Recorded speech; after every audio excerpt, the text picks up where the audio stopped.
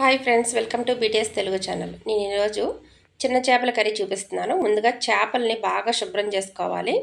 తర్వాత ఒక గిన్నెలోకి తీసుకొని సరిపడా ఉప్పు, కారం, పసుపు, కొద్దిగా ఆయిల్ కూడా వేసుకొని బాగా కలిపేసుకొని పక్కన పెట్టుకోవాలి. మనం ఒక 20 మినిట్స్ కానీ 30 మినిట్స్ కానీ పక్కన పెట్టుకోవాలి. ఈలోపు మిక్సీ జార్లో 3 ఉల్లిపాయలని తీసుకొని మిక్సీ పట్టి పక్కన పెట్టుకొని ఒక బాండీలో చేపల కర్రీ చేసే బాండీలో ఒక 7-8 పచ్చిమిర్చి ఫ్రై చేసుకొని ఈ ఉల్లిపాయ పేస్ట్ని అందులో వేసుకొని బాగా ఫ్రై చేసుకోవాలి.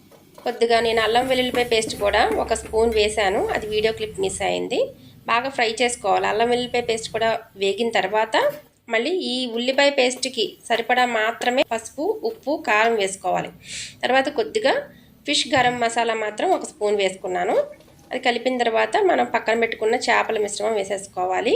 ఈ చేపలు వేసుకొని ఇలా పరుచుకున్నట్టుగా పెట్టుకోవాలన్నమాట, కుప్ప కింద ఉంచుకోకూడదు. కొద్దిగా కొత్తిమీర వేసి ఒక గ్లాస్ వాటర్ వేసాను. నాకు కొద్దిగా కారం తక్కువ అవుతుంది అనిపించి కారం కూడా కొద్దిగా వేసుకుంటున్నాను. ఇలా రౌండ్గా మూమెంట్ ఇస్తూ కలపాలన్నమాట. మనం రౌండ్గా మూమెంట్ ఇచ్చి కలిపినప్పుడు కారం దానంతట అదే ఆటోమేటిక్గా కలిసిపోవాలి. అలా అయితేనే మనకు వాటర్ వేసినవి సరిపోయినట్టు. నేను వాటర్ సరిపోలేదనిపించి ఒక పావు గ్లాస్ మళ్ళీ వేసుకున్నాను. ఇలా రౌండ్గా కలపాలి తప్ప గరిటె పెట్టి కలిపేయకూడదు.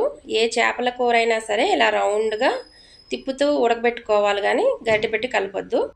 ఎవరైనా కొత్త వాళ్ళు నా ఛానల్ చూస్తూ ఉంటే ప్లీజ్ సబ్స్క్రైబ్ చేసుకోండి. వీడియో నచ్చితే లైక్ చేయండి.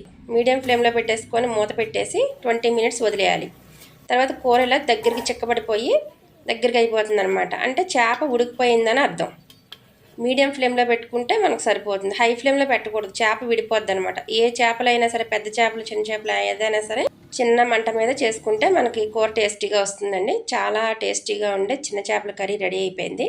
వీడియో నచ్చితే లైక్, షేర్, కామెంట్ చేయండి. Thanks for watching.